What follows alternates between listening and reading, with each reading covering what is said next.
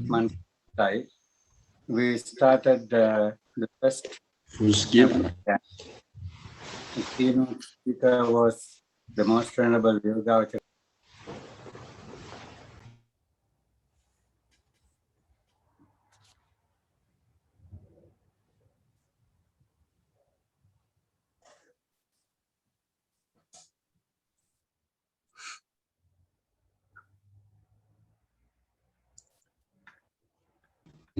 For him.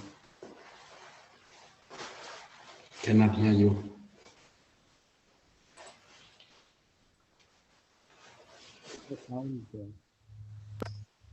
Yes.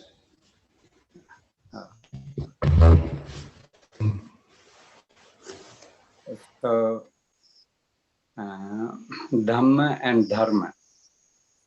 It's like the ocean,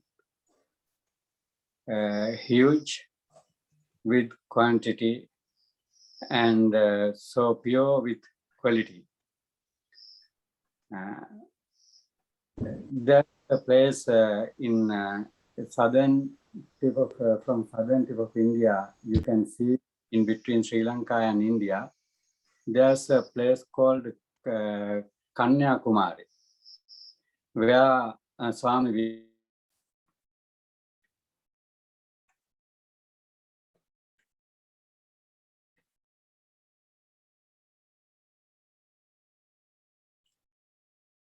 Vivekananda, they say, where three oceans, true to my memory, Indian Ocean, Bengali, Gulf of Bay of Bengal, and Arabian Sea. So geographically, it was a human-made division. Same way, there are divisions, Theravada, Mahayana, and other yanas, human-made. With Dhamma, there is not any division. Just like Bay of Bengal or Indian Ocean, the same taste of salt in the water.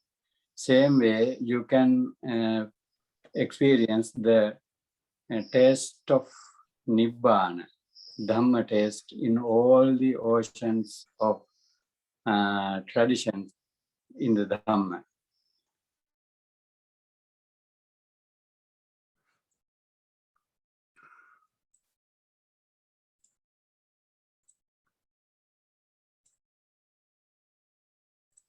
So, opportunity for us to at the time of the Buddha, Kutuhala means curiosity. Sala means the halls.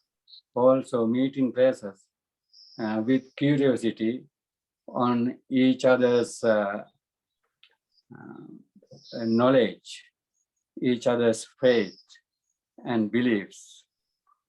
And so if they could do that with many different, under the many different religious organizations and masters, why not we Buddhists who take refuge from the Buddha, Dhamma and Sangha basically have that kind of conversation and respecting each other's traditions, and so that we could see and experience the taste of the Dhamma.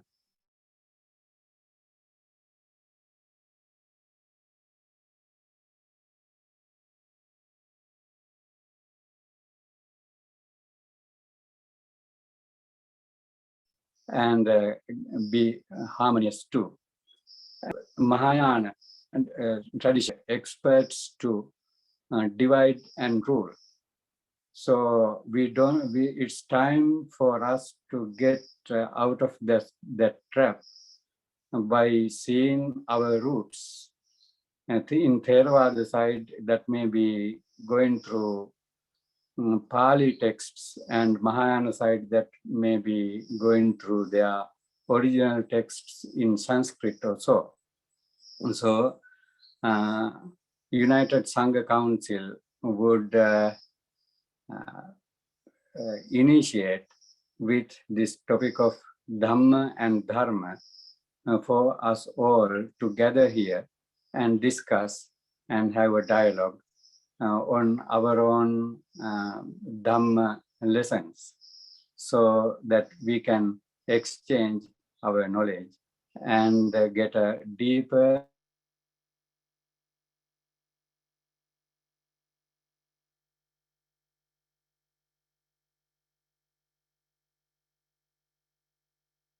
and wider understanding on the teachings of the Buddha.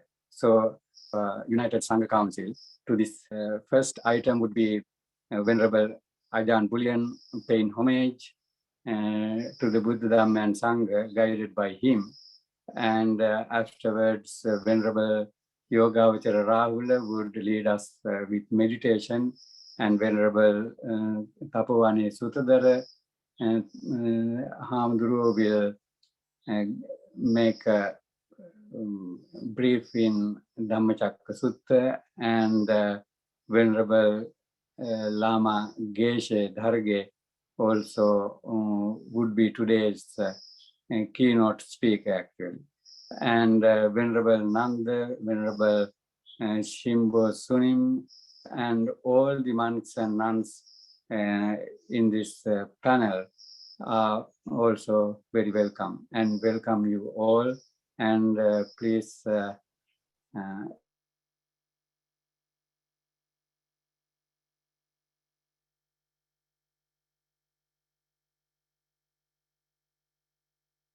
enjoy today's Dhamma program. Thank you very much. Thank you.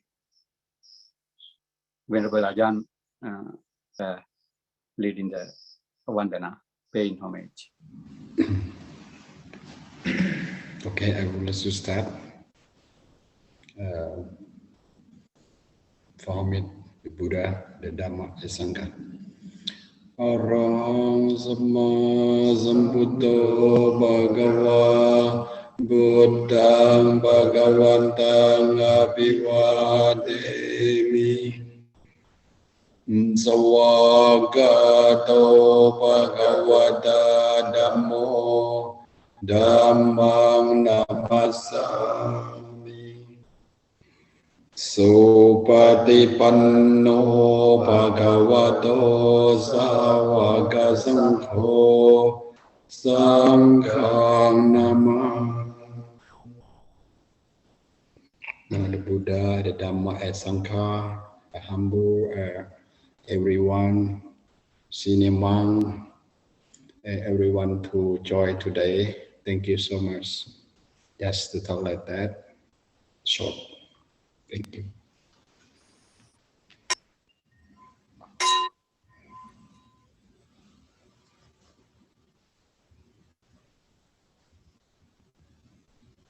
Venerable Bhante Rahula. Can you hear me? Yes. Okay, friends, we're going to do a short meditation now to center our minds into a listening mode to be able to hear these following Dhamma discussions. So just try to sit straight, align your spine and head in a straight line. Just place your hands comfortably. Gently close the eyes and take a few deep, slow breaths. Take 2 or 3 seconds to expand your lungs. Hold the air in your lungs a few seconds. Then feel a relaxing contraction of the out breath. Just take a few more deep, slow breaths like that, just focusing on the body, just cultivating this basic mindfulness of breathing in, letting go of the past and future. Breathing out, sitting here and now. Breathing in, letting go of the past and future. Breathing out, sitting here and now. Breathing in, feeling the whole body. Breathing out, feeling the whole body. Just try to keep your attention just focused on the outline of the sitting posture. Just feeling that organic sensation of the breathing body. Just remembering the present moment of breathing in, sitting, breathing out, sitting. This breathing body is the natural connection to the present moment.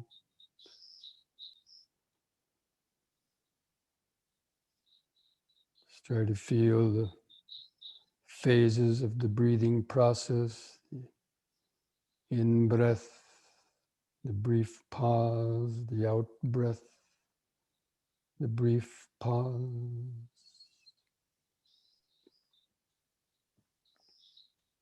Just letting any thoughts come and go in the back of the mind. Just keep remembering, feeling the breathing body in the front of the awareness. Breathing in, sitting. Breathing out, sitting. Breath by breath. Moment by moment. Especially with each out breath, try to feel the body and mind relaxing more and more into the present moment, feeling subtler sensations of the breathing body.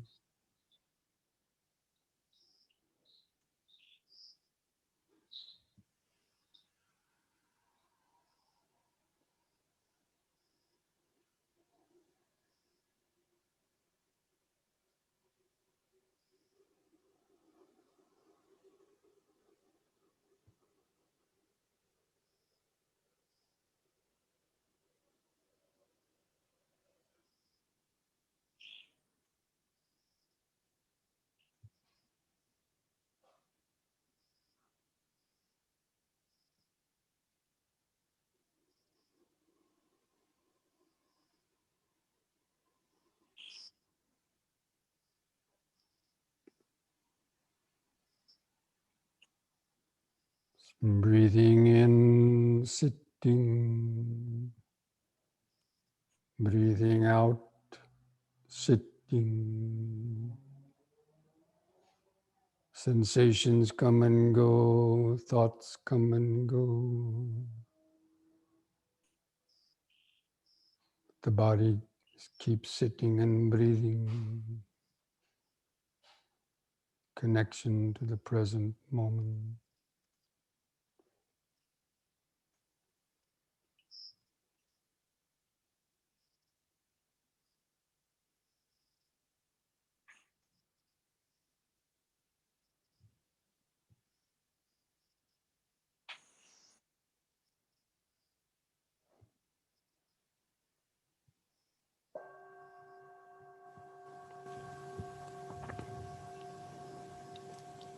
Dukkha pata ca nidukkha bhaya pata ca nibbaya soka pata ca nisoka ontu sabbi pipanino.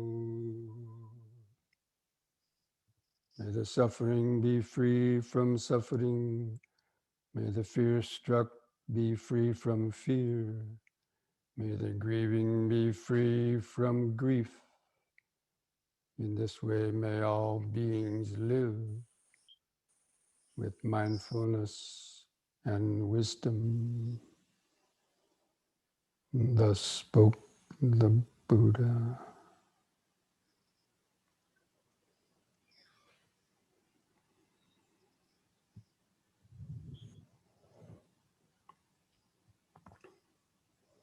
So you can slowly open your eyes and continue with the program.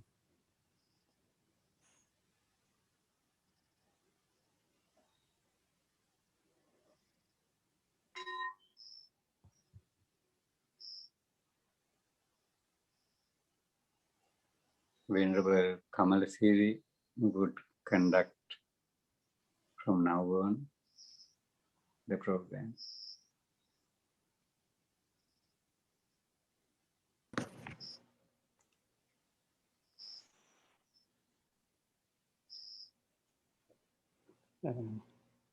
According to agenda, Bhante Sutadhara has to start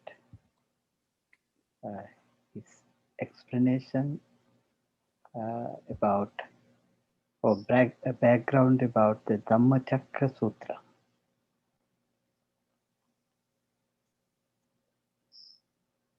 Thank you, dear venerable colleagues and friends in the Dhamma. Last month, we had a very long explanation about Dhammacakkappavattana Sutta, or we roughly translate it as the turning the wheel of Dhamma. That's the doctrine or the sutta on turning the wheel of Dhamma. That is the first sermon according to the Pali tradition, and as far as I heard from Venerable Kriyache, that it is also in other traditions also it is considered the same. Just to summarize what the talk that we had, and just I am not trying to summarize the talk, I try to summarize the Dhammacakkappavattana Sutta, that just to bring yourself into this particular mode of Dhammacakka. Where the title given to this sutta, and also always it is found that it's a Dhammacakka, that is the wheel of Dhamma. And there is an earlier concept, Chakravarti, the wheel-turning monarch. That's a concept in Indian tradition. That wheel-turning monarch also is he has a wheel as his where he moved, as well as it was placed on top of his phallus, and it's automatically in place that if they are moving away from their principles, basically the 5 principles or 5 precepts, then that is their dharma.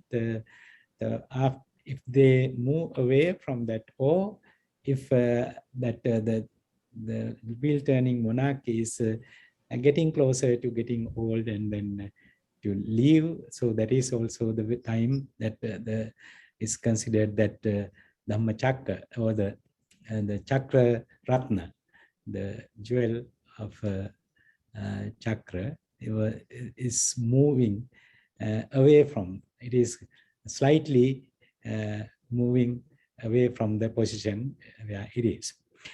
But when we look at Dhammacakkappavattana Sutta, and the Buddha mentioned that the mainly it is explaining the 8 noble path as Majjhima Patipada, or the middle way. Then there are also that if we categorize that the middle path or 8 noble path into the virtue, sila, and then samadhi, stillness or concentration, then the panya, the wisdom, then the wheel-turning monarch's principles are the majority of the sila, virtue. So that is the connection we find in this. So it's but just after that comment, I just want to go into this, what Buddha said as also reported in Pali Canon. Then Buddha, when he addressed the five ascetics, he had a hard time convincing them that he already attained enlightenment. Even the one who predicted, according to the story, who predicted that the infant Prince Siddhartha was going to be the Buddha, wasn't sure about it.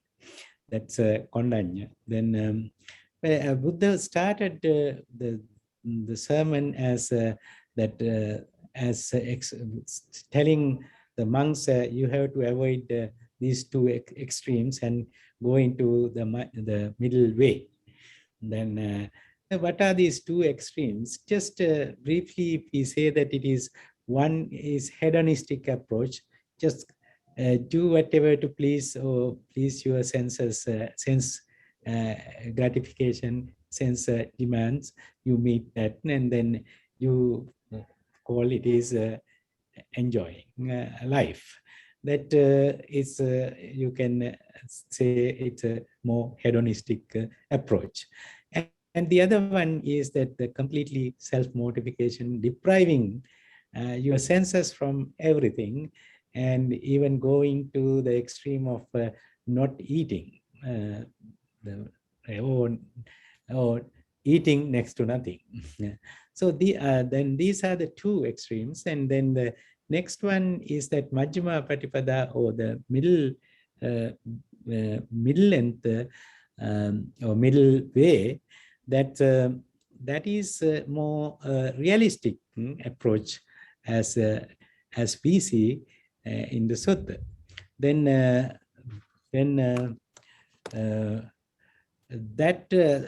this whole discourse is pivoting around this Arya Attangika Magga, or Eight Noble Path, and then the path is explained as I earlier mentioned, but in the sutta it is not explained as the virtue, concentration and wisdom, but later we find in other suttas this Eight Noble Path is explained in terms of three categorizations.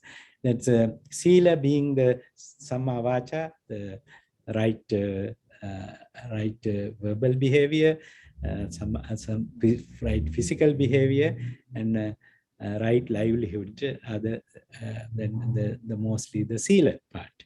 And then the Samadhi part, Samma Vayama Sati Samadhi, those are the right effort, and then the right mindfulness, and then right concentration or right stillness.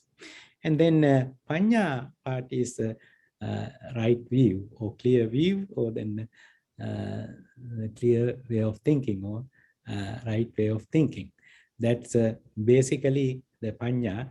And when you categorize it, when you explain these two, it's basically the non-violence and then seeing things as they are. Basically, when you look at Sammaditthi, the right view is first knowing what is wholesome and unwholesome, and then going into knowing the first noble truth, that is suffering, and then the second goes for suffering, and the third, the end of suffering, and fourth, how to end suffering.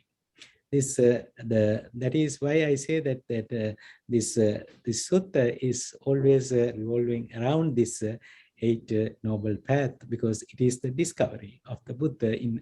In other words, we say that these all the other three can be explained by some others. Just what is dukkha, that what is suffering, and then the suffering is people. There were people who already explained about suffering, but then also the cause as the craving was there. Then you know that to end the suffering, you have to end the cause, That is the end of the craving. That is what we call freedom. And how to end that suffering is the path. That is the main part of the sutta. Then then these four noble truths. Then it says it has 3 phases and then 12 3 phases as well as 12 aspects. That's the most the interesting part, because the Buddha said that until he completely realized all these the 3 phases and the 12 aspects of these 4 noble truths, he never claimed that he attained enlightenment or he became the Buddha.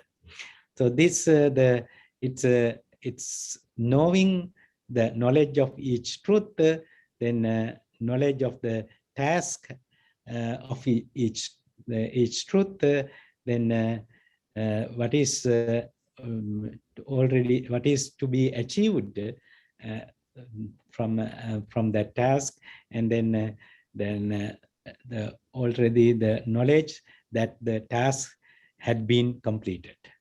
Or these are the 4 the 3 aspects: knowledge of each truth, and knowledge of the task to be done. Then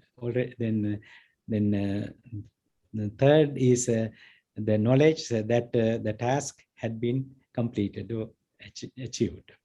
Those 3, when you apply these 3 into each noble truth, then it becomes always the 12 aspects.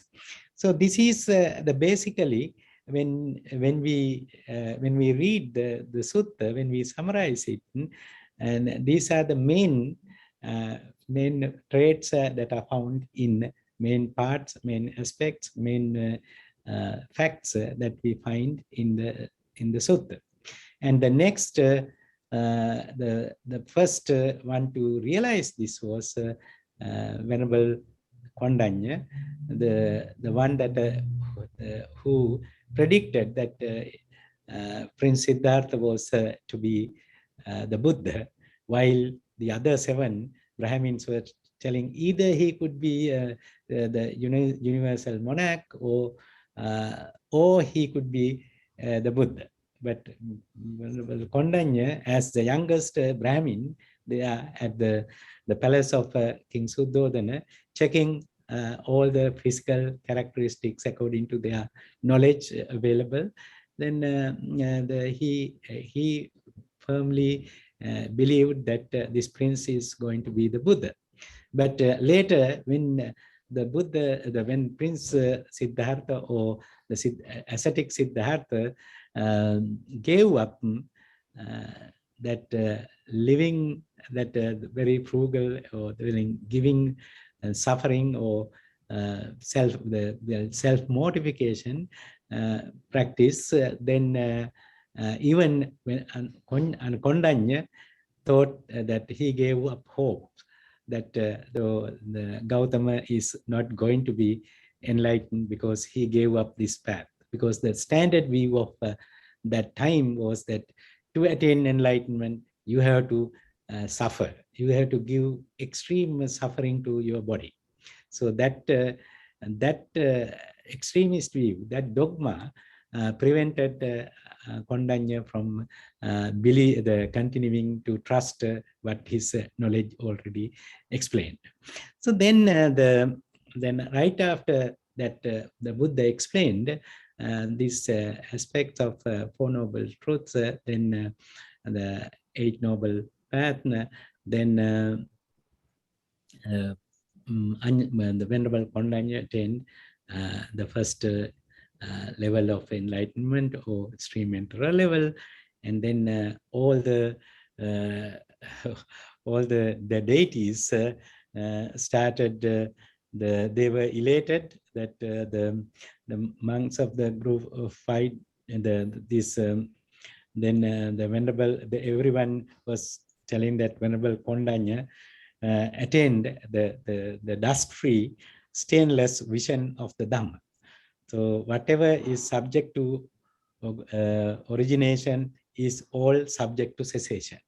There's all this the cause and effect explanation is given there. And then at that time the all the celestial beings, including devas, the divine beings, the brahmas, that supreme divine beings, they started praising the Buddha. They was raised a cry at Varanasi in the deer park at Isipatana.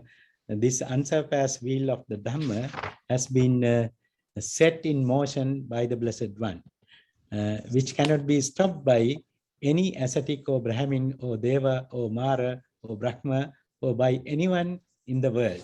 So that went up to the 31st board, that is called Akanita. Then that was it was the praising of the Buddha. So this is basically what I can say in summary. I think I gave you enough as a summary, but later, of course, we can discuss further. But now I think it is I should invite Venerable Geshe.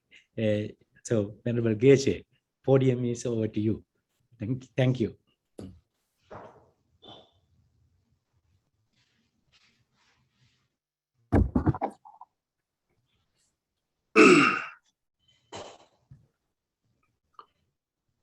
Buddham cha dharma cha ganato mam yavadi buddham sharanam gatoshmi dhanidi putneshya cha kriti maya be buddho bhaviyam jagato hitayo.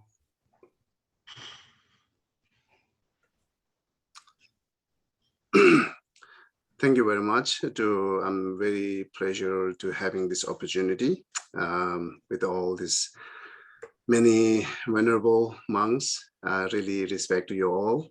At the same time, I'm taking homage to you, and please accept my respect.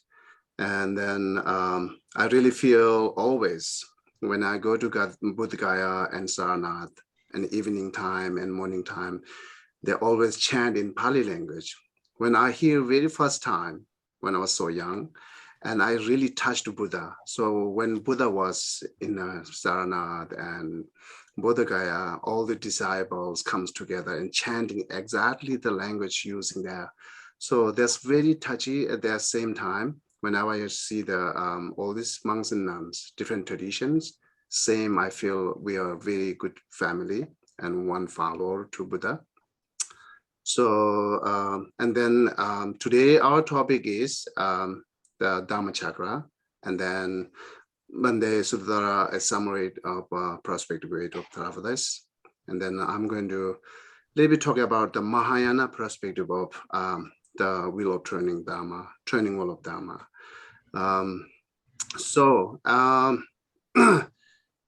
And then before I start, I just let you know that I cannot represent all Mahayana tradition, but I can definitely represent the Mahayana tradition in Tibet. So that's I'm here right now because we are same, almost same the practice.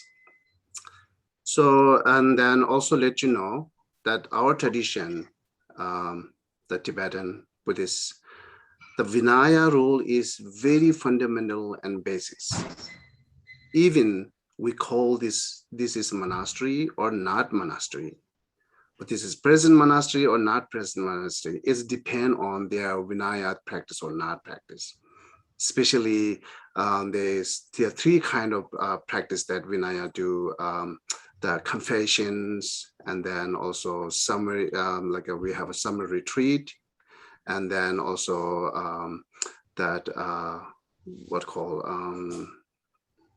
summer retreat, and we call Tibetan called Gai, and after that we can release to downfall, right? So that three, wherever have these three activities that we accept, it is monastery.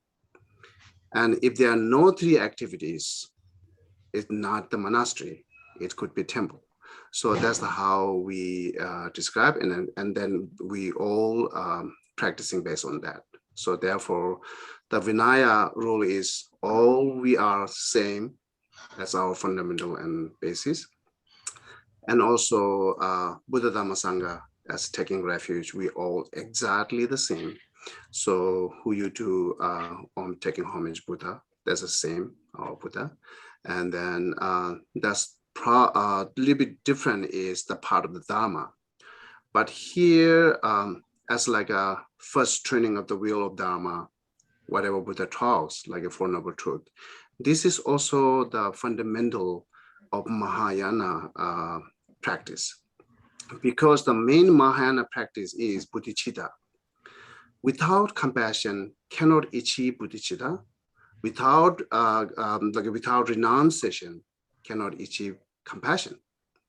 So as well as the renunciation is the very fundamental path, then of course we should practice this Four Noble Truth and 12 dependent origination, and then add noble path, because these are exactly the path for renunciation.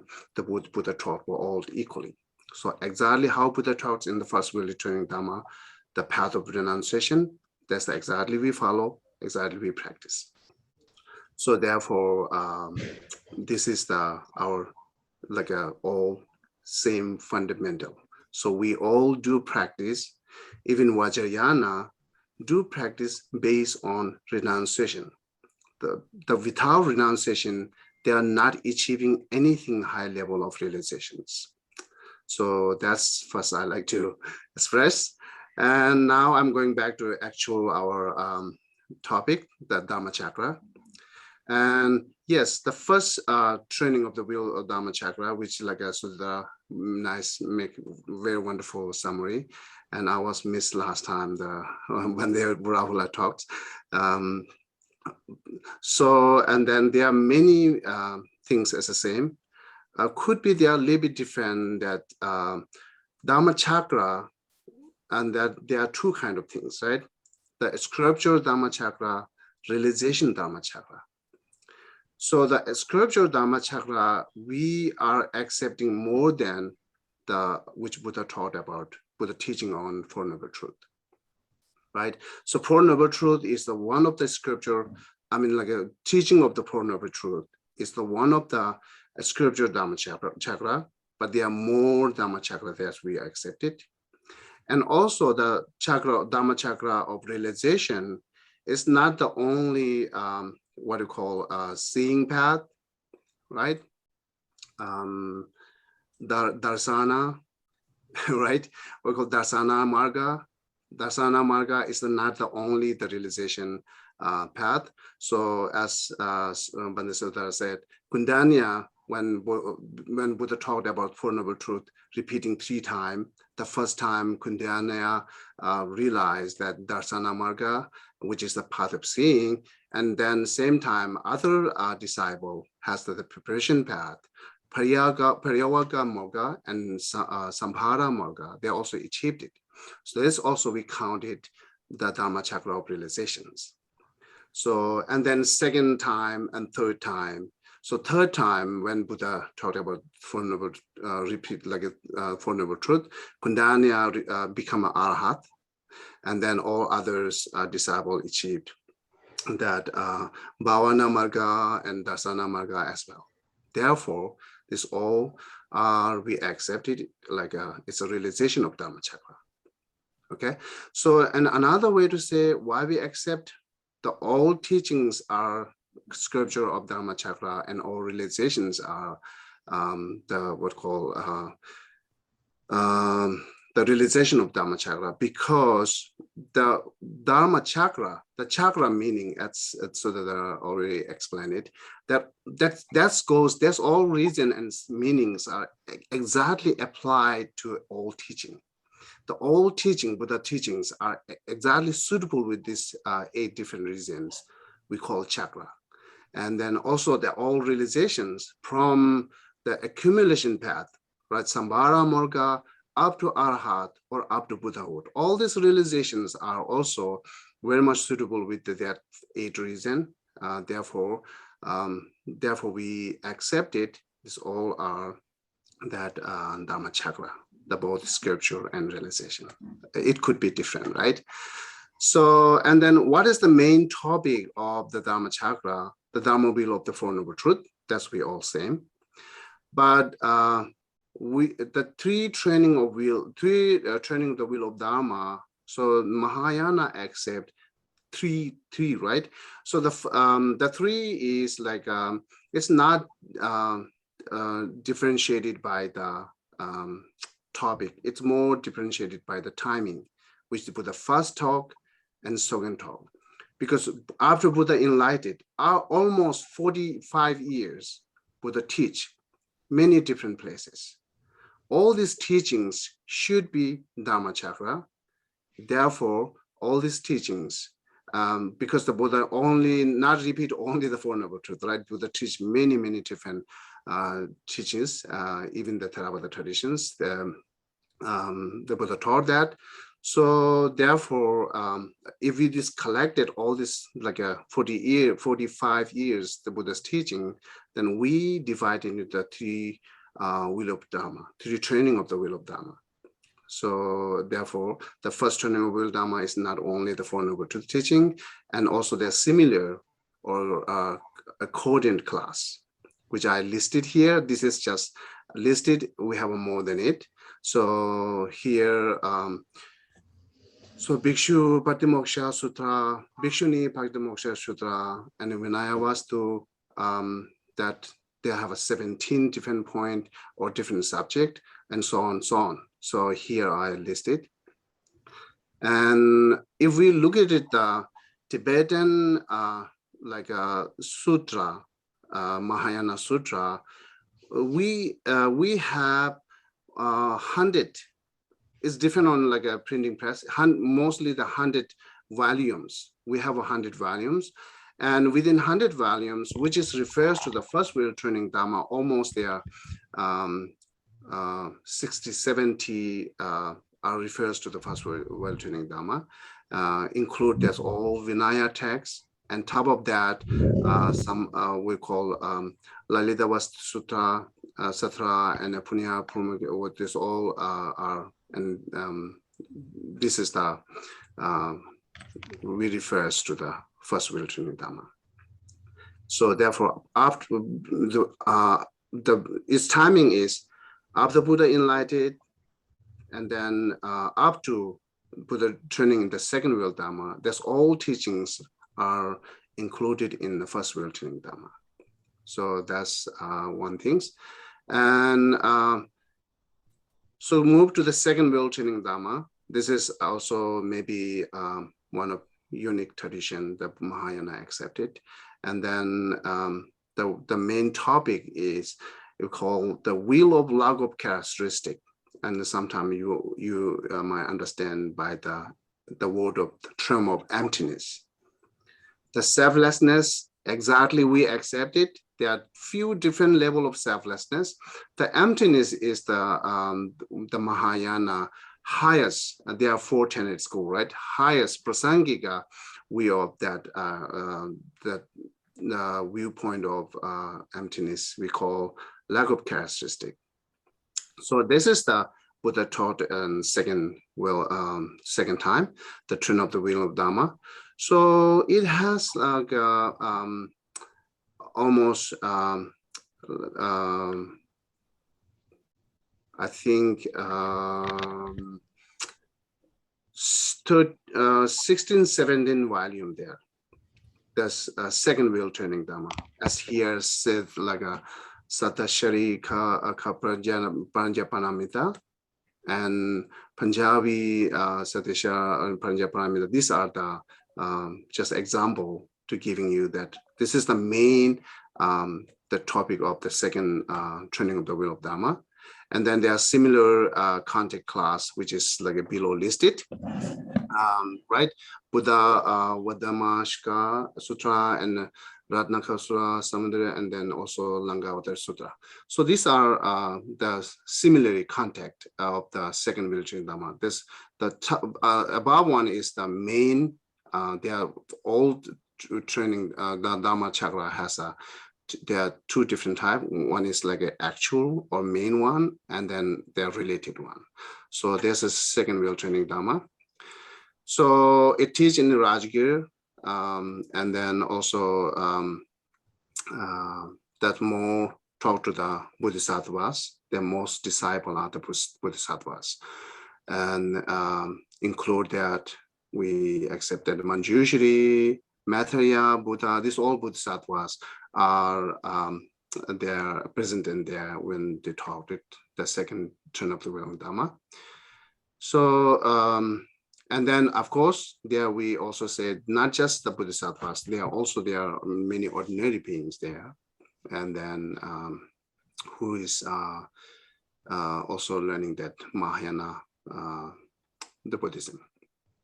Okay. And then third training of the wheel of Dharma, as we call it, the final Dharma will find distinctions. What is mean is when Buddha talked first Dharma chakra, so Buddha talked most like all this from objects are inherently exist. That it inherently exists. And the second wheel turning Dharma, Buddha talks exactly opposite one. It's a lack of inherent existence or lack of characteristic. And then some disciple get confused and then ask to Buddha. So there are two different, exactly the conflict or the first topic and second topic. What is really mean, please teach to us. That's the request to the Buddha. And Buddha to make more clear is that when I talked about that first wheel training Dharma, said everything is in independent exit, which is mean like the things that depend on cause and condition and ultimate realities are actually independent exist. The point of that, I said, everything's independent exit. And second wheel turning Dharma, I taught every imputed things are lack of inherent existence. Therefore, I taught at the second. This is the how distinguish between the first wheel turning and second wheel turning Dharma. That's the clarifying on that. Therefore, it called wheel of the fine distinctions, right? So what is the actual sutra of this third one is like a Samadero Mochana. That's second one. And similarly here, Tathagata Garbha Sutra and Ganavaya Sutra. These are also the similar things, and there are fewer. So these are briefly talks about three-wheel turning of Dharma. So, and then additionally, I also like to talk here how we study it in my daily life when I was in a monastery, was a Tibetan monastery. So the five major great treatises. This is our main subject, which we are learning it, which we study it. So the first one we call Pramana, in translate in English, sometimes they call epistemology and logic. So before that, actually, when we were young, like around 14, 15 years old, so we are study sometimes some monastery do 3 years, some monastery 2 years, like a preparations, kind of like a preparation of all this logic, like a try to understand of many different terms and many different concepts before study that deep philosophy. So that text like a two are not included here, So this we studied 2 or 3 years. And after that, when we really began study with the 5 major philosophy or great treatises, that's the Pramana is the one of the topic. And then, when we study the Pramana, and we use the key text is Dhammakirti Pramana Vartika text. So this is the key text, means, yes, of course, we read all different sutras and all different commentaries from Indian Pandit and Tibetan scholar and different the scholars. So read all is depend on the students are how intelligent. Some students are not really intelligent. Then for them, so just reading Dhammakirti Pramanavartika is really help to understand roughly of all this textbook of Pramana. But who has a more intelligence, they read a lot of different type of texts. And but the Dhammakirti Pramanavartika is that our main key text. That's what we study, and then we going on. So we study 2 years. This is included in first wheel training Dhamma. That because that that talks about Pramanavartika. Actually, let's say first wheel training Dhamma and third wheel training Dhamma. Because the first wheel training Dhamma talks about more what's called Sotantrika tenet school, right? That there are the 4 tenet school. The disciple, this is what called. Let me see. I have to get that Sanskrit one. Okay, here the Vivashaka. Vivashaka, not the Vivashaka. It's a Sotantrika. Sotantrika and Chittamatra talks their viewpoint of in this textbook. The Sotantrika and Chittamatra viewpoint of talks here. Therefore, it refers to the both first and third wheel training Dhamma. But we study this 2 years. And then next, the Panchaparamita, perfection of wisdom, we study 7 years. So this is, we study more second wheel training Dhamma and as well as third wheel training Dhamma, because we study the Madhyamika viewpoint and we study the Chittamatra viewpoint. So therefore, so it's include both second and third wheel training Dhamma that we accepted. And the third, this is 7 year, right? And then Madhyamika, the natural reality of phenomena, that's we study 4 years. So this is only it refers to the second wheel training Dhamma. The natural reality of phenomena talks like many different level of emptiness, special Prasangika view of emptiness talks here. So that's we study 4 year. And then study 4 year means not that we have don't have a break, not the breaking time. Every day study continuously, that 4 years, okay? And yeah, of course, 1 week day off in there and some holidays, okay? So at that we use that key text is Chandrakirti Madhyamika Avatara. So this the main we use it. And then, of course, we have to read that all the second wheel training Dhamma Sutra, the perfections are, paramitas are, and then Chandrakirti is main that we use it, and then Nagarjuna's, Mulamatika, and so on. That's all we use for understanding the natural reality of phenomena. And then next, that Vinaya that we study is more the morality things. When we study the Vinaya, it takes, we use the Gunaparapa's Vinaya Mula Sutra. The Gunaparapa is one of the student of Vasubandhu. So his text that we use it, that main key text, and there are many all sutra and many commentary. Also, we try to read it to understand clear meaning, right? That's we study 2 years. And that it's included in the first wheel training Dhamma. And then the last Abhidhamma, like a kind of like a metaphysic, internal and external both, that how can translate in English, but Abhidhamma. So we study 2 years. Abhidhamma is also included in first wheel training Dhamma, right? If I'm wrong, please let me know. So, and when key text, we use that. Vasubandhu Abhidhamma Samuchaya, that we use it for the key text. And then there are many also the Asanga, Abhidhamma, right? Koshaka, and so on, so on. There also we study it. To this all include, when we study these 5 major treatises, and then we also studying whole 3 wheel training dharmas texts, scriptures.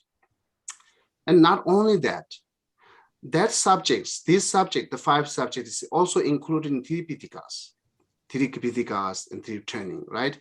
So 3 training, maybe I can say 3 training, we all know that, morality and concentration and wisdom. So, and then first the pramana and what called the third madhyamika, that's more, and then last part, the 5. These 3 are the part of the studying in wisdom within 3 practice, the wisdom. And samadhi concentrations we learn from Pranjaparamita, and some are from also Abhidhamma. That's we also learn.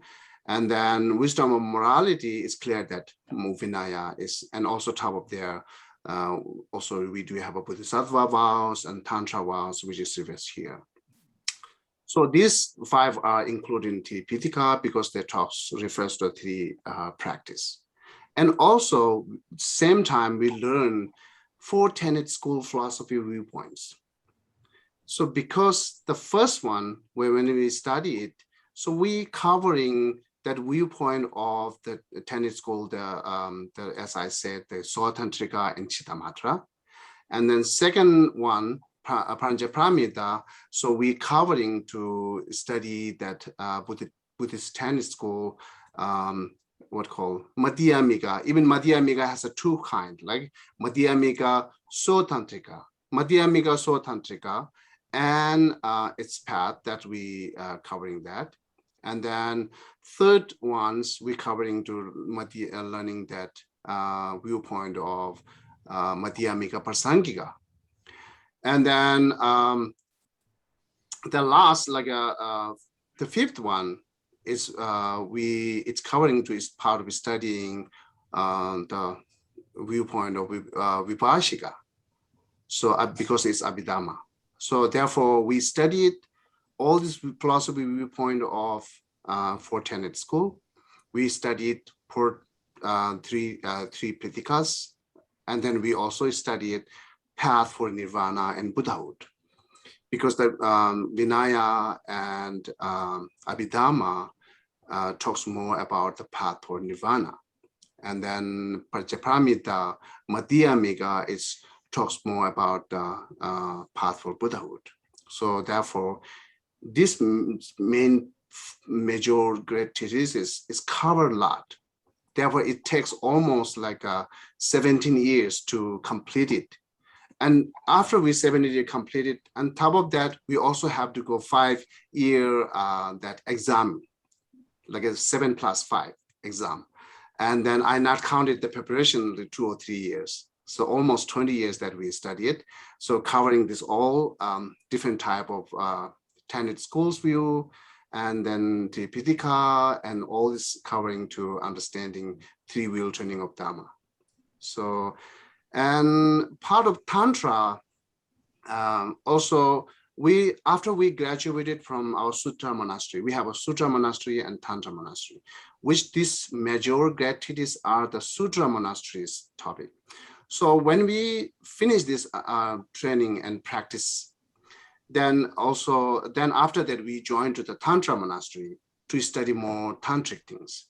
So, and then because without understanding this, they are very difficult to understand Tantra. Almost looks like a Tantra practice or Hinduism practice. So that's really looks like, and there are many similar there, right? And then it's really make confused, and we might lost our faith, or we might lost our trust to the Tantra teaching. So therefore, very good learning this all, then go to after all the, then we learning. You know, you call me Geshe. Geshe is the title which graduated to learn this just 5 major treatises. After Geshe, then we're learning Tantra. So not the before Geshe. So that's how it goes. And then today, especially the Dalai Lama makes all the Buddhism like 3 categories. It's modern way, the Buddhist science, and then Buddhist philosophy, and Buddhist religious. And I think the Abhidhamma is very much refers to the Buddhist science because it talks about 5 heaps. All the 5 heaps, if you go to more detail, it's exactly the science. And also not talk the mental, like psychology things. It's also talk the physics things. So, and then third one, Madhyamika natural reality, is very much connected with the Einstein's the viewpoint, the word of relativity, and then also the quantum physics. That's related. And then also the Pranjaparamita is more Buddhist religious part. So therefore, I can make category. The Abhidhamma is part of that learning Buddhist science, and Madhyamika is part of learning Buddhist philosophy. Pranjaparamita and Paramanas is learning that more is about Buddhist religious. I can say that. And then Vinaya rule is more Buddhist religious. Yes, there are many common morality there, but it's more refers to Buddhist religious. So this is talk, and Tantra, we almost have a 20-volume textbook which is translated from Sanskrit. And we study in Tibetan language, not in Sanskrit language. So therefore, we are not really familiar with the Sanskrit language and Pali language. So that's my apologize to you. So therefore, I'm going to ending here now. Thank you so much. Thank you so much, Lamaji. I think you did very beneficial contribution here, because mostly when people try to explain this, even though they try, but they make mess again and again. But you give nice summary here. According to this explanation, we have to understand both of your explanation. We have to understand. We can understand in Pali tradition. I like to use that word, Pali tradition. Use Dhammacakka Sutra, that word, for a particular sutra, for the one particular sutra. But all of other teachings are based on that sutra. But within the explanation of Lamaji, we can understand in Mahayana or Vajrayana, I don't know if the word is correct, the Sarvastivadi. Yeah, the Sarvastivadi use this Dhammacakka for the Tripitaka. Yeah. The Vinaya, Abhidha, Sutra, and Abhidharma. Yeah. Or Sila Samadhi Panya. That is the way used in Tantrayana tradition, the Dhammacakka word. Therefore, it is very clear, and easily we can understand how use this word Dhammacakka. Then I think this is the time for question and answers. Yeah, just make clear. Yes, our Tibetan that Vikshu vows is like a lineages from Mulla's what called Sarvastivaka, Sarvastivadin, yeah. And I think in China, their Vinaya tradition came from the Dharmaguptika. Yes, they're little different, yeah. Then I think we have the 3 of that Vinaya Pratimoksha Sutras, the Theravadi Pratimoksha Sutra, and Sarvastivadi Pratimoksha Sutra, and Dharmaguptika Pratimoksha Sutra. 3 of them available in Sanskrit original languages. Wonderful. So, and then when you ask question, please feel free. You can you can say, I really don't like Tibetan tradition Buddhism. I don't care. I try to answer for that. That much you can open it, really, really, because we are trying to understand. And then understanding is really, you have to open up. You can say whatever you have a question, please welcome.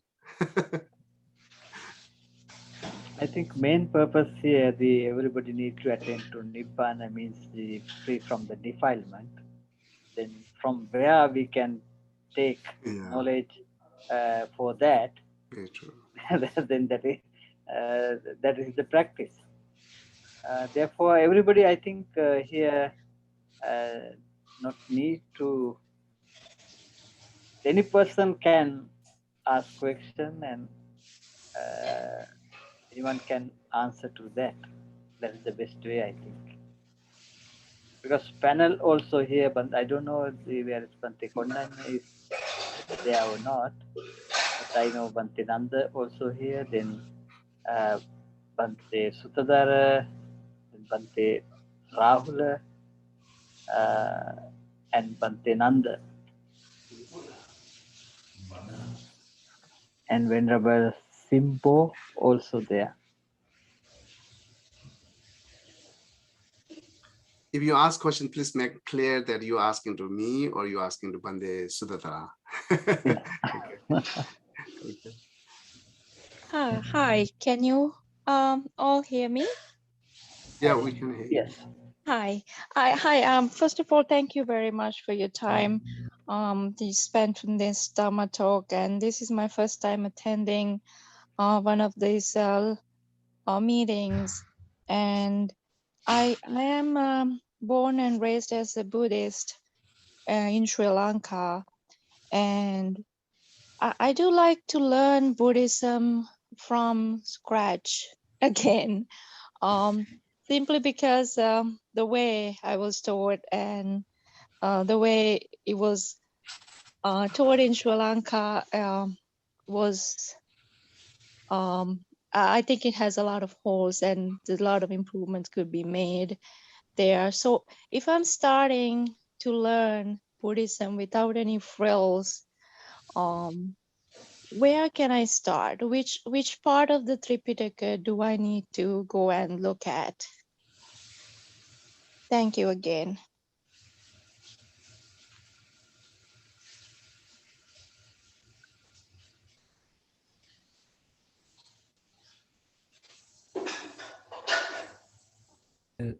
It is not a question only for me, right? I didn't mean to target question for a particular venerable, just anybody who can help. Where a person who has knowledge on Dharma and studied Dharma at a school environment for 12 years, but would like to understand in more detail without the frills in Buddhism, essentially, the true Buddhism.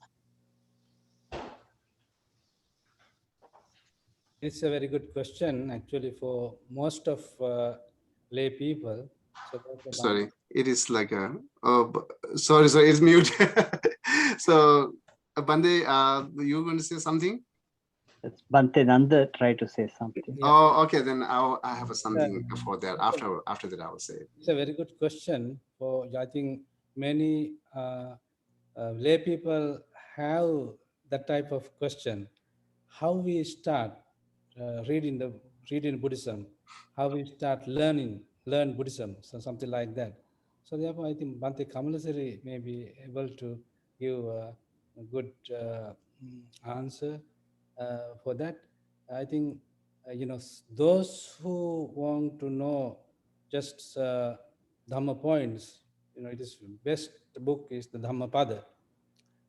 I can say, if they start from Dhammapada, lot of Dhamma is included there.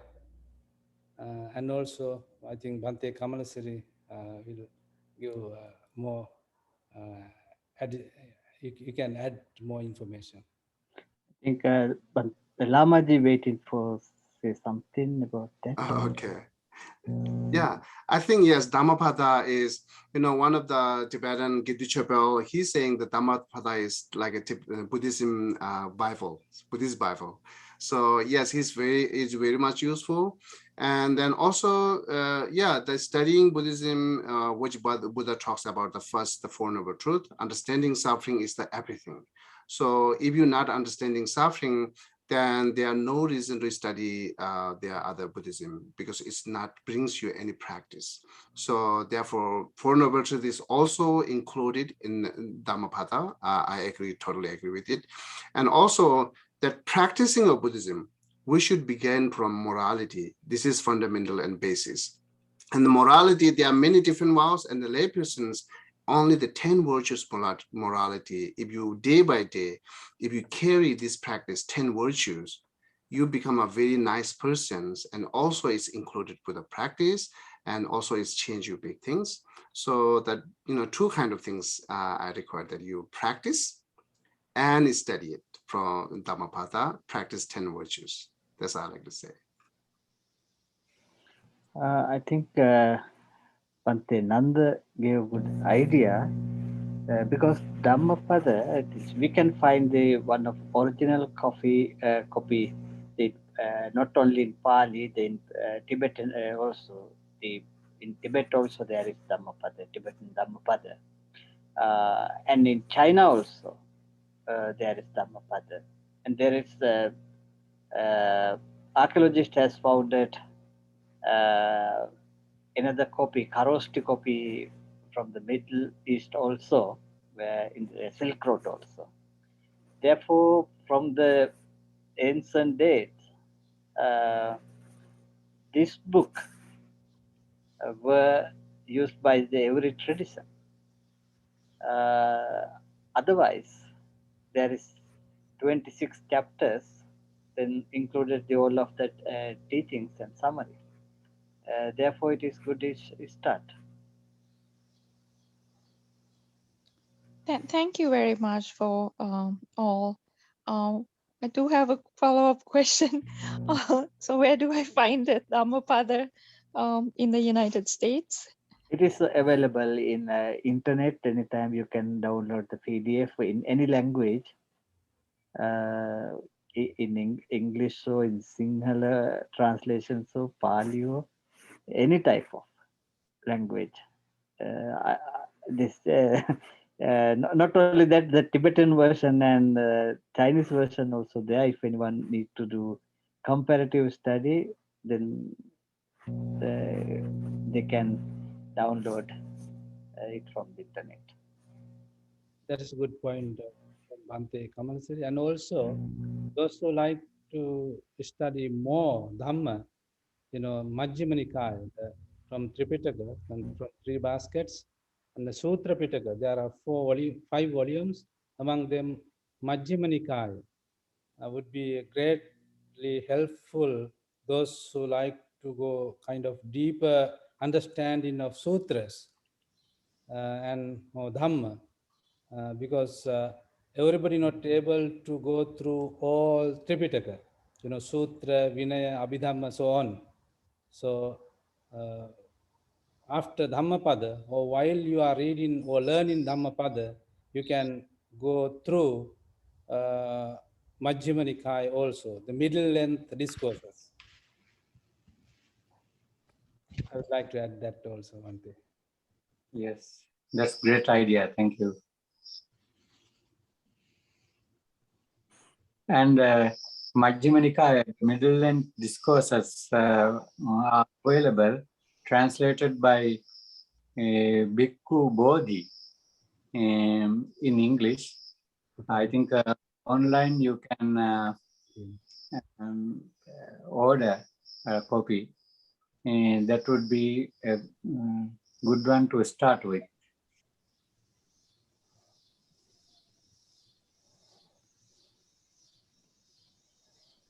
Thank you very much.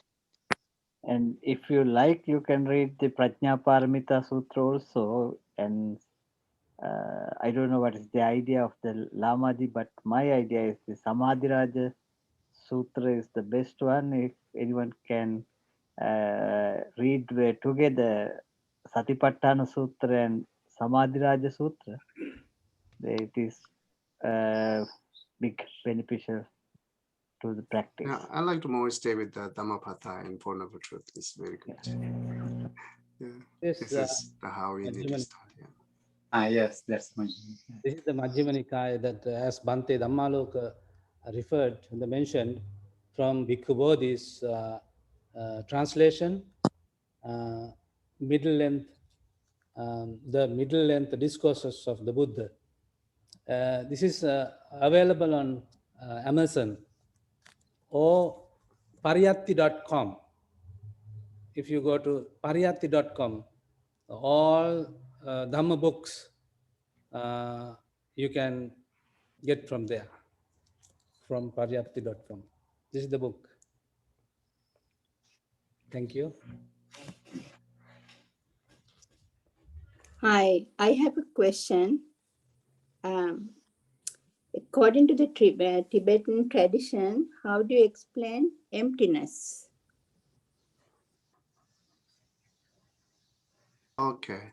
So emptiness, there are two different levels. One level is just saying that everything is lack of permanent and independent and partless, right? It's everything is not the partless, everything is not the independent, everything is not the permanent. So that's just the one way to understand that our viewpoint. And within these three, this middle one, the lack of the independent, the lack of independent, it goes more different levels. You know, dependent origination, that how we giving reason because everything is emptiness. Therefore, dependent origination has like the first level, gross level of dependent origination is everything. Most of things depend on its cause and effect. Right. The understanding of this, one way to understand of dependent origination. And the second level of understanding of dependent origination is everything is or depend on its part. Without part, cannot be exit anything. So therefore, it depends on it parts. That's the middle length of dependent origination. And then the very subtle level of dependent origination is everything is depend on concept, merely concept. So understanding that part is the very high level. I mean, like our Buddhist, like Mahayana traditions, a very high level of viewpoint that understanding everything is merely concept, not more than concept. There are no fundamental, no basics, every existing things. That the last, like the subtle level of emptiness. The other two is understandable. That takes a little bit time to understand it. So sorry. Oh, sorry. Yeah, you can continue it. So I was kind of thinking when you refer to emptiness in Tibetan tradition, is it the equivalent of the nirvana in Theravada tradition? Yes or no? This is the way, that is the thing I wanted to explain, that the once His Holiness Dalai Lama give answer to that. He said, empty, this word, emptiness, this word empty, there is no meaning. Okay. That is because of it is English translation, but the original word is sunyata.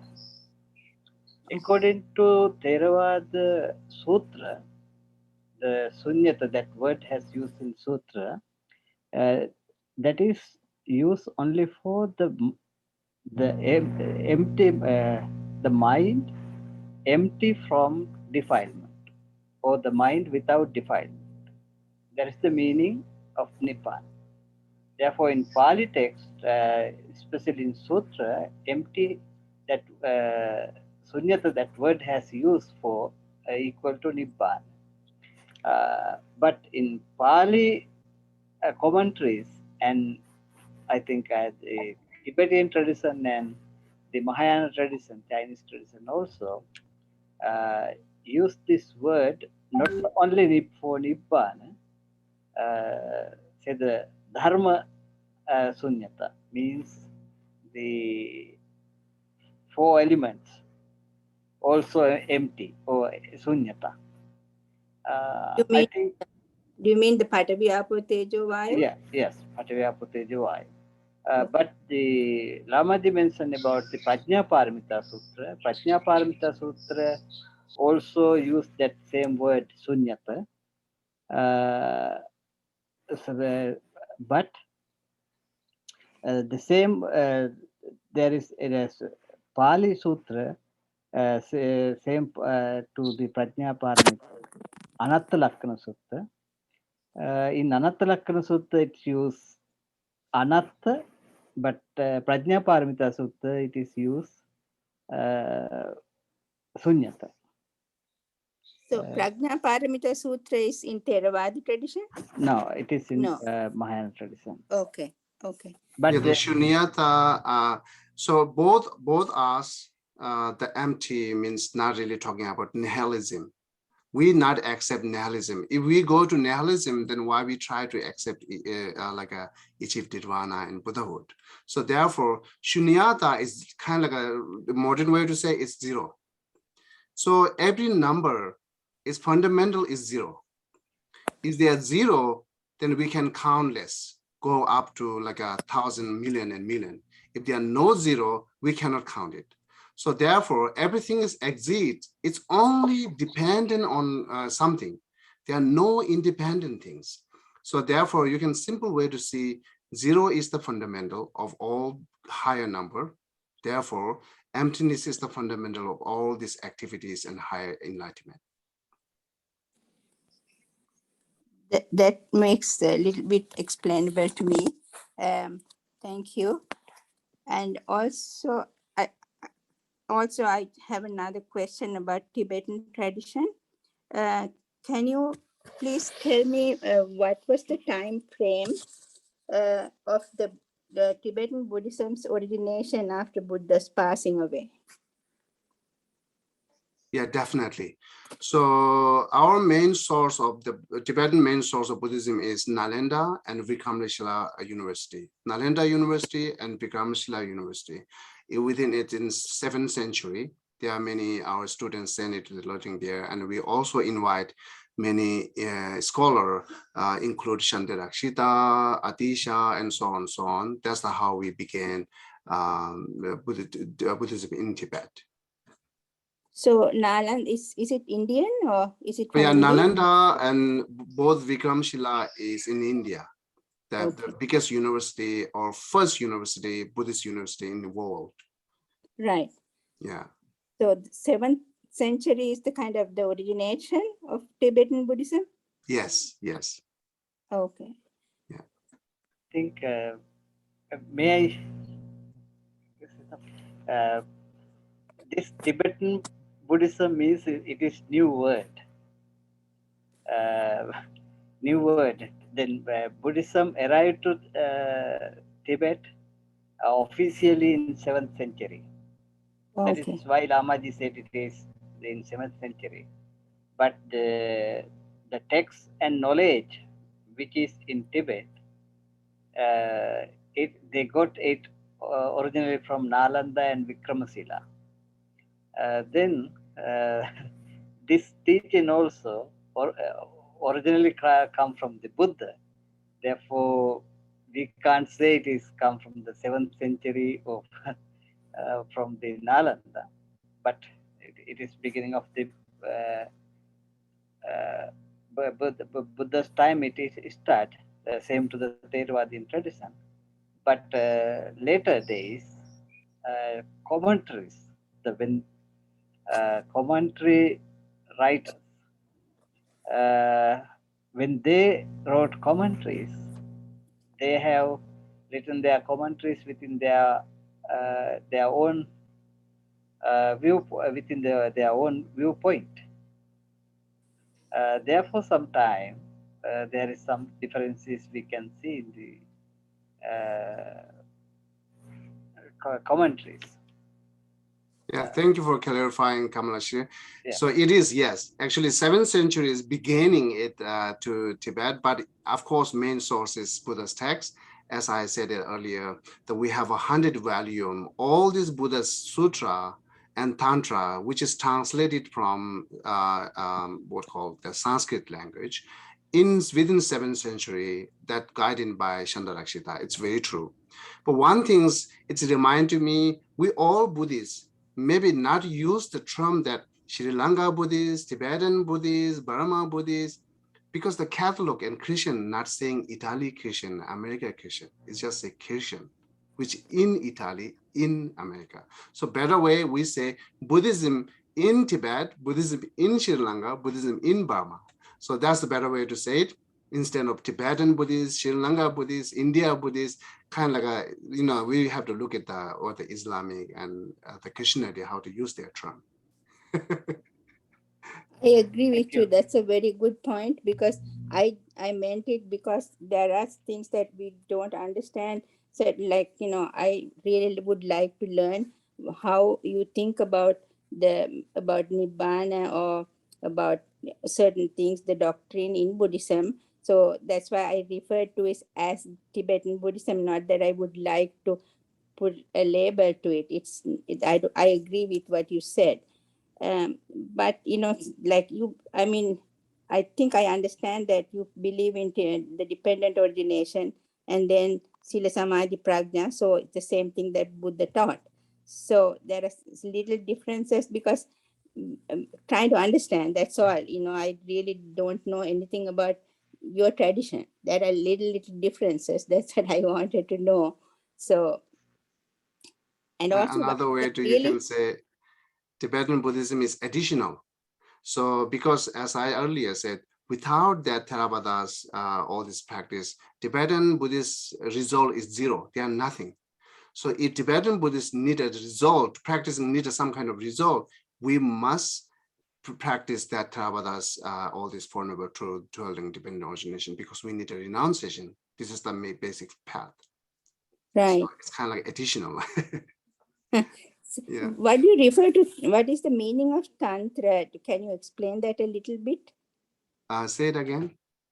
Tantra. Yes, about Sanskrit? No, Tantra, yes. Tantra, okay. Yeah. Tantra is, the basic of Tantra practice is we're using our inner channel, nerves, energy, all this using it, and then more imagination.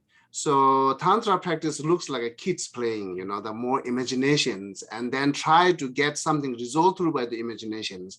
So that really, I think, to really takes time to understand, therefore very much required to, before go to Tantra, as we're doing Buddhist science and Buddhist philosophy, it's very important to know it. But yes, Tantra is like how to enlighten it, how to getting the Buddha's form body. That's the difference.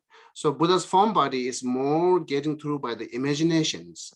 To right now, we are visualizing exactly the same how it looks like Buddha. It's pretending we are in Buddha. So, but Sutra is not doing that. Sutra is generosity practice, morality practice, all this practice are the cause for Buddha's form body in the future. So Tantra is not different, is more imagination directly, the image that Buddha, you becoming Buddha's form, and that's how imagine and text are enlightened. So yeah, that's a little bit different. Thank you very much. I don't think I understood that much, but still trying to, maybe I can find more detail later. Thank you very much. Okay, thank you. Lamaji, can I add a little bit to that? Please, welcome to that. Because of I think the Karuna Pereira has the Sri Lankan background, I think, is it? Yes. Yes. I live in US, but I'm a singer. Yeah. Therefore, I like to explain the Lamaji explained about what is the Tantra. It is easy to understand to you the Anusati meditation. From the Buddha Anusati and Devanusati. We use that word, the Anusati, and I think in Tibet language it is Yidam. I think that's the word used in Yidam. Then if we can understand how we practice Anusati meditation, that is close to actually it is basic knowledge of tantric practice. But my understanding is this Anusati practice in tantric tradition, they have developed in massive way. It is something massive in this world, because we have to give that respect to that. Therefore, I don't want to say it is totally equal to Anusati, but it is based on Anusati practice, but it has developed in that tradition, tantric tradition, in a massive way. Okay, it's not very clear actually, to tell you the truth, because it's hard to understand what it means about, about Bhante said that the inner channels and the more imagination or something like that. So I really couldn't understand that very well. Which the But Lama, I understand Lamaji used that word. Dhanusati. So it's something equal to that? Yes. Okay. Also, I can add, say, when we cells change, right? We are meditating and changing ourselves. Like our body is right now, it's totally bone, flesh, blood, and everything's there. It's kind of. I think one day we can make and give a. What's that? Sorry. Bhante Dhammaloka try to say something. Oh, okay. So, I was suggesting that we can one day make Tantra maybe one of the topics that we can talk on, so that Venerable would get a better opportunity to explain time and everything. Yeah, I'm not sure on it. Yes, sir.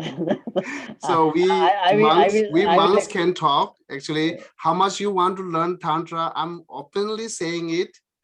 I don't know though everyone that much open. Emptiness, I can open it. Bodhicitta, I can open it, no problem. Yeah, I will explain it to Bhante Dhammaloka. Okay. So I'm continuous, kind of like a cells changing, right? So when we meditate, inner cells and all this like a genetic are changing, changing. That's not how it change the body. We call illusory body. So now this is body is flesh and bone and all this bone, right? And meditating is change all cells inside. And when change the cells, that the body is completely transformed into the kind of a light. Is there no more like a obscure palm body there? There are no more like a flash body there. Then we are free from suffering. That kind of things, like roughly, you might understand. So, thank you. Oh, okay, thank you.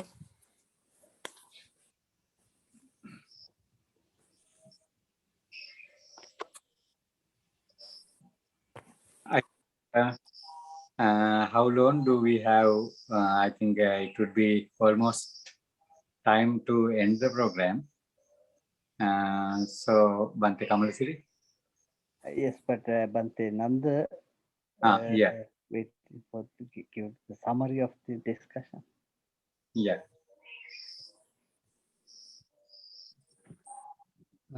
Thank you very much.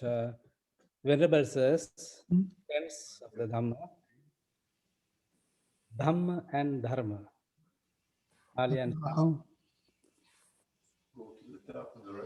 it was a wonderful gathering, wonderful meeting here. Actually, Bhante Dhammaloka has made a very good effort to make this event successful. Right now, he is in Sri Lanka. and it's in the middle of the night still, in the early, very early in the morning. So somehow he started with all get together for this great Dhamma. I'm gonna get out with the program now. And also Bhante Dhammaloka did a wonderful introduction about the program Dhamma and Dharma. So then secondly, Venerable Katapunyo did Vandana, the homage, pay homage to the Buddha, Dhamma and Sangha. Thank you very much. I would like to Punyanamodana, do Punyanamodana about that. Then Venerable Yogavachara Rahula did wonderful brief meditation. Also, fourthly, Bhante Sutadhara did a wonderful summary of Dhammacakka Sutta. That is wonderful. He touched everything. He touched all the places of the discourse.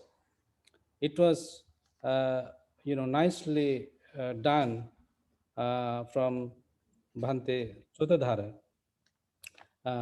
about self-mortification and sensual indulgence, and also universal monarch. What is how we can get related to universal monarch to this Dhammacakkappavattana Sutta, the discourse of Dhammacakka, and also the connection of uh, noble eightfold path and the Sila Samadhi Panya, the morality, concentration and wisdom, how it connected to the Noble Eightfold Path, and also three aspects and 12 points of Four Noble Truths, and also cause and effects of the explanation of Dhammacakka Sutta. He well explained. Thank you very much about that, Venerable Sir. Then Venerable Gese explains the similarities of Mahayana tradition of this Dhammacakka Sutra, mainly focus on Vinaya rules of the monastics and others, and also Bodhicitta, about the Bodhicitta, a wonderful explanation done by him. And also the second training of the wheel of the Dharma. He explains also the sutra discussion, what are the discourses of that, the way how Tibetan monastery studies, he explains, and practice. Then 7 years of studying Prajna Paramita Sutra, and also altogether 17 years to cover the Dhamma points, Dhamma learning, wonderful explanation. All the beautiful summary. Actually, it's not a summary, but actually, yeah, it is a summary. Kind of, wonderful explanation by Venerable Sir. Thank you very much about that. So then, after him, and also he mentioned about the Sutra monastery and Tantra monastery tradition and education system. That's wonderful. So then few upasikas asked questions, beautiful questions. So one upasika wanted to know how, as a layperson, how we start learning of Dhamma, Buddhism. As I mentioned at the beginning, many people, many lay people have that question: how we start, from where we start, what is the starting point to learn Dhamma? So something like that. So then also, what is the emptiness, and Tibetan Buddhism, and what is Tantra practice about that? So those questions included all those points. So thank you very much, Upasikas, and all those friends who participated, and Venerable Sirs. Thank you very much. Your wonderful sharing of knowledge of Dhamma. It is greatly appreciated. And also, as Bhante Dhammaloka's effort, this is the bridge making get together all the Buddhist schools, Theravada, Mahayana, Tantrayana, Vajrayana, likewise. Our goal is attain Nibbana, to see the Buddha. Our main goal is see the Buddha. How we can see the Buddha? Yo dhammang passyati, so mang passyati. Yah dharman passyati, shah man passyati. So according to that, one who sees the Dhamma, he sees the Buddha. So that is the answer. So therefore, let's all line up to see the Dhamma. Then we see the Buddha. That means we all attain enlightenment one day. Thank you very much for this meeting and attainment of participating of this gathering and sharing your knowledge of Dhamma and answering and question for the answers for the questions and also about your questions. So thank you very much. We will see again. Bhante Dhammaloka will mention about that. Thank you very much.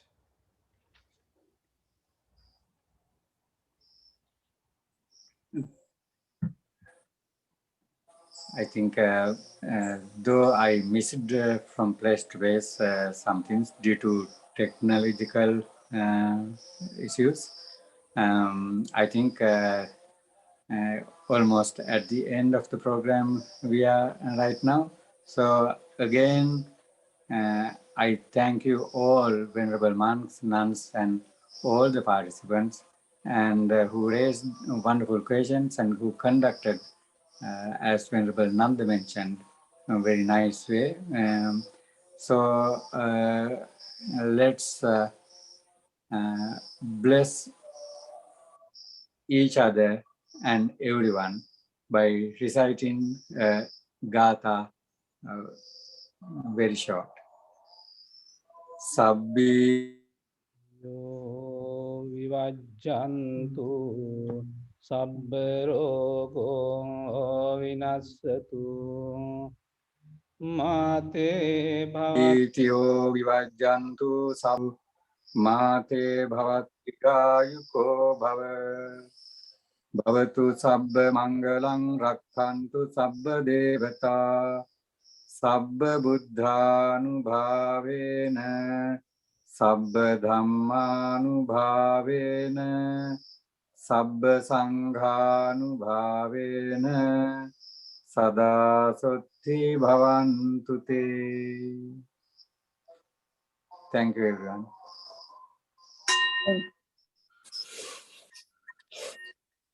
Thank you so much. Indeed.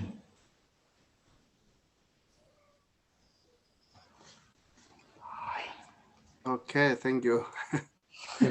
Thank you. Thank you so much, everyone, and have a good night and good day. Yes. Thank you.